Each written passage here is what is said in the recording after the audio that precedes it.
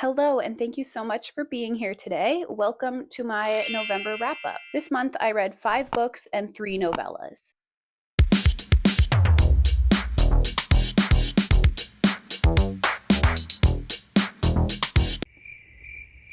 This coffee is so needed. My partner has been sick all weekend and I am starting to feel it.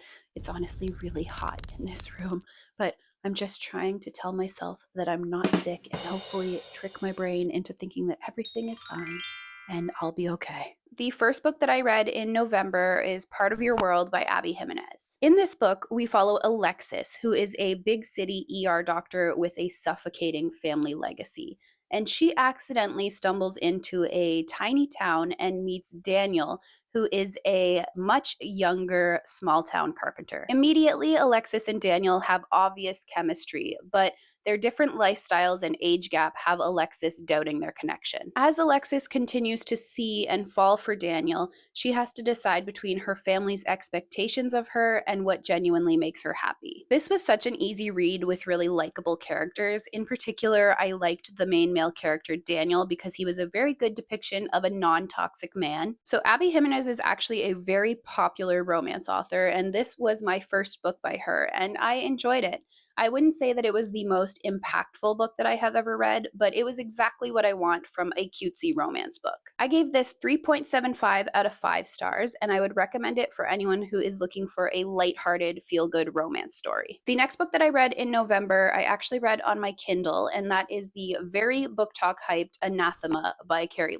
This is a gothic romantasy book about a girl named Mavis who has been raised as an outcast by her village, who is terrified of the Eating Woods. When Mavis is forced into the cursed Eating Woods, she crosses paths with Zavander, a man who is hunting the evil that Mavis herself is tied to. Throughout the book, Zavander and Mavis form a slow burn connection and work together to uncover the curse that has haunted Mavis since she was born. I went into this book with really high expectations, thinking that it was going to be a 5-star read for me, and unfortunately, it wasn't. I personally love a plot forward romantasy rather than a romance forward romantasy, and this did fall in that category. I would say it is more plot heavy than it is romance heavy. I also loved how different from other romantasy books this is. I think that the story is very unique, and I also enjoyed Mavis and Zavander as main characters because they are both quite intriguing and mysterious. That being said, the beginning was a bit slow for me, and it took me about 40% to actually feel invested in the book. The premise of this story was great, but the fantasy storyline didn't really come together for me. There were a lot of pieces thrown at us that didn't really connect, which made the plot feel a little bit chaotic. That being said, I do think Anathema set book 2 up to have some really great reveals and make sense of some of the elements that were introduced in book 1. This was 3.5 out of 5 stars, and I think that I will be continuing this series. I am not 100% convinced, but if you have read the second book in this series and think I should try it out, please let me know in the comments. Next, I read The Dawn Chorus, which is a novella in the Bone Season series. If you have been watching my videos, you will know that I have absolutely fallen in love with the Bone Season series this year. This book takes place between books 3 and 4, so I don't want to go too much into the premise so I don't spoil anything. But if you have not picked up book 1 in the Bone Season, I highly encourage you to. As I get further and further along in this series, I am realizing that Samantha Shannon has the power to absolutely rip my heart out and destroy me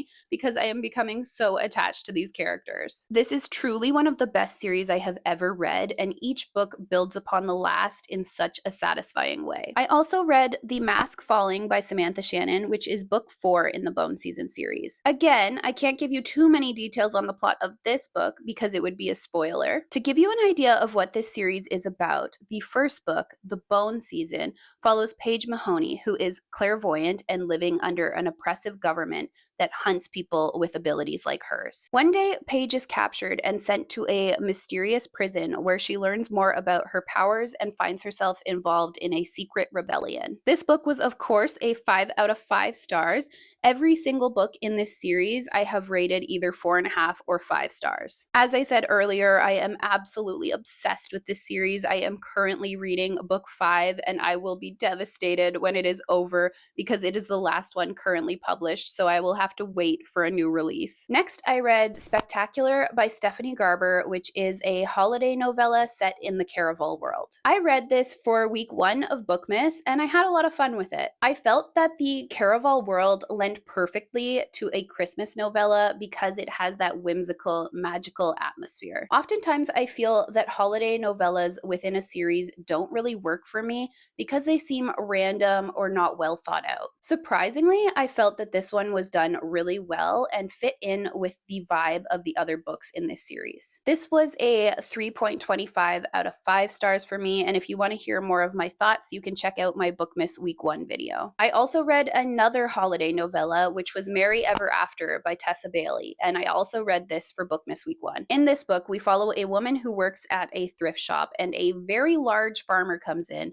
and he can't find any pants that fit at the thrift shop, so she offers to make a pair for him. From there, their relationship develops, and it develops very quickly, if I might add. This novella was very short. It's about 60 pages, but it was also dual POV, which I felt was a detriment to the story because we didn't have enough time with either the main male character or the female main character to become invested in either of their storylines. Both of the characters in this novella were ridiculously horny, and because of the short length of the novella, the spicy scenes came out of nowhere and were extremely cringy. This novella is only 60 pages, and because of the rapid pace of their relationship, this came across as super unrealistic, incredibly rushed, and even creepy at times. This is also marketed as a holiday novella, however, I wouldn't consider it to be one. It just has a mention of Christmas here and there, but it is primarily a love story. I rated this 1.5 out of 5 stars. I personally don't feel that this is Tessa Bailey's best work. This was also my lowest rated book of the entire year. In November, I also read The Empire of the Vampire by Kristoff, which in all honesty is a bit outside of my comfort zone. This is a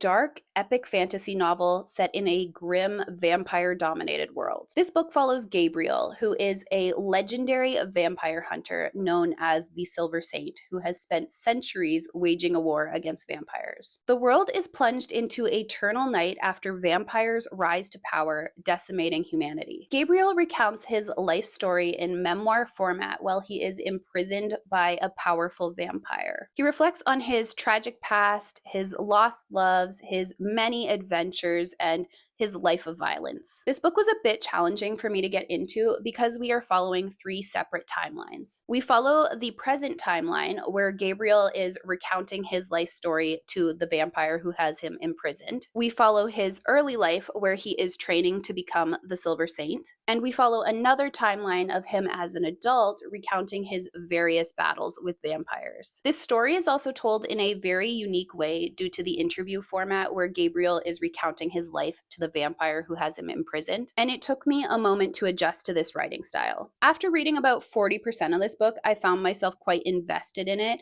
and Gabriel is a very interesting main character because I don't always find him to be the most likable. However, there are characters that we meet throughout the book that become somewhat of a found family, which I think was why I was most invested in the last 30% of this book. So while this was a bit of a challenging read for me, I do think I will continue on with this series, and I rated this 3.5 out of 5 stars. The last book that I picked up in November is In the Veins of Drowning by Kalie Cassidy. This book is set in a kingdom where sirens are feared as monsters, and our main character, Imogen, has spent her life hiding her true identity as a siren. When a powerful prince visiting from another kingdom discovers her secret, Imogen is forced to flee with him, and they forge a magical blood bond which ties their fates together. This book has adventure, forbidden romance, and dark powers woven throughout it. This was honestly a really refreshing romantasy book to me. I have found that as the romantasy genre grows in popularity and more books are being published in the romantasy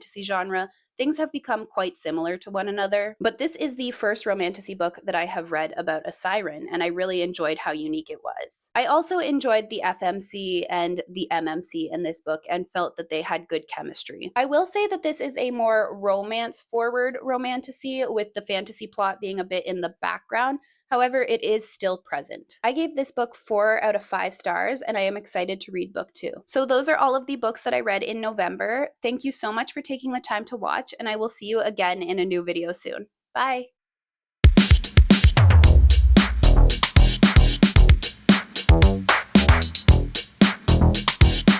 Thank God I made it through. It's honestly so hot in here. I think a fever is coming on and I need to go to bed.